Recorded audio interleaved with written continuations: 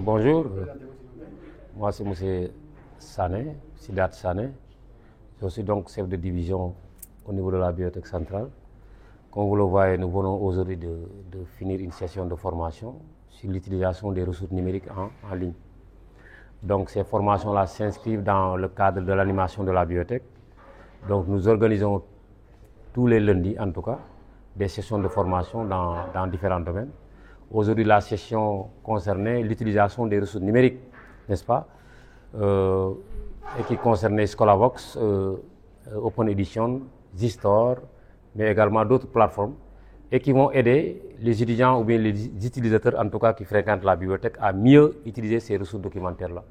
Donc le but vraiment, c'est d'aider les étudiants, car en dehors des ressources physiques que nous avons ici, parce que nous savons tous que nous sommes confrontés à un problème d'espace, parce que nous avons une petite bibliothèque certes riche, mais nous offrons également en dehors la possibilité à ces étudiants, en dehors de ces documents, de pouvoir aller sur les plateformes numériques, n'est-ce pas, que ce soit Zistore, Open Edition ou Scholavox, pour pouvoir s'y connecter et pouvoir chercher des documents dans divers domaines qu'ils peuvent lire ou télécharger, n'est-ce pas, soit à l'université ou bien à la maison ou bien également dans tout autre espace qu'ils peuvent être. Donc voilà, c'était un peu le but de la formation de ce matin. Et nous sommes heureux d'ailleurs de voir que les étudiants étaient venus nombreux assister à cette séance de formation. Séance au cours de laquelle également nous avons partagé, c'était des échanges avec les étudiants, n'est-ce pas? Donc nous sommes revenus pratiquement en large sur comment utiliser ces ressources numériques, soit avec la recherche simple ou bien avec la recherche avancée. Parce que le plus souvent, les étudiants ils sont confrontés à ces besoins de recherche parce que le plus souvent, ils pensent que voilà, toutes les recherches qu'ils cherchent, ils peuvent les faire au niveau de Google. Nous avons voulu leur montrer qu'en dehors de Google, mais en dehors de ChatGPT, nous avons d'autres plateformes sur lesquelles également ils peuvent aller pour chercher des informations, pour compléter les cours ou bien pour enrichir en tout cas les cours qu'ils font au niveau de l'université, dans le cadre de leur recherche. Donc c'était un peu le but de la formation. Donc nous avons fait des recherches sur Scholavox, qui est une bibliothèque numérique. Parce que pour rappel, le Scholavox, c'est le ministère de l'Enseignement supérieur qui s'est abonné pour l'ensemble des universités. Donc à partir d'un login et un mot de passe, on vous permet de chercher les documents, de les lire, et vous avez même la possibilité d'ailleurs d'imprimer un certain nombre de pages.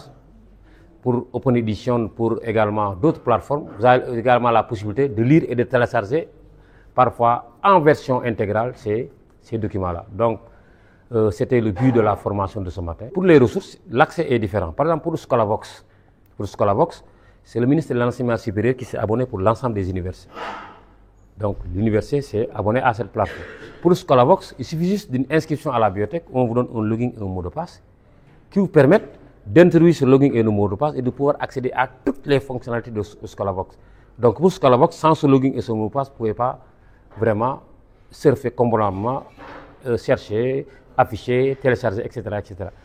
Pour d'autres plateformes comme Open Edition ou bien comme Zistore, Open Edition, etc., votre seule présence à l'université vous permet d'y accéder à ces plateformes-là parce que l'université s'est abonnée à ces plateformes-là. Vous pouvez les lire et les télécharger. Donc votre seule présence au niveau de l'université suffit à vous connecter à ces plateformes. C'est-à-dire avec votre machine, passez par reconnaissance IP. Dès que vous vous connectez, vous avez cette reconnaissance IP qui vous permet de pouvoir lire et de pouvoir télécharger les documents qui sont en accès libre, en accès ouvert, etc., etc. Cette formation est destinée à tous les étudiants. Parce que dès que vous voyez, on affiche, n'est-ce pas, 48 heures ou bien une semaine avant la session de formation. Et tout étudiant, inscrit ou non, peut venir assister gratuitement à cette séance de formation. Parce que, comme je l'ai dit, c'est des séances de formation gratuites qui vont permettre aux étudiants de pouvoir, en dehors, comme je viens de dire, de pouvoir, en dehors des ressources physiques qu'ils ont ici, de pouvoir aller sur ces plateformes et de pouvoir faire des recherches convenablement.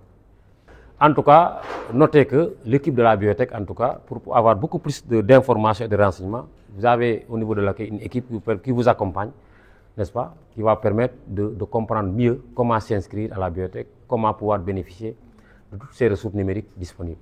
Et nous remercions d'ailleurs M. Banja parce que vous avez permis pour certains de suivre la formation en ligne et vous rendez visible en tout cas les différentes activités que nous faisons au niveau de la bibliothèque.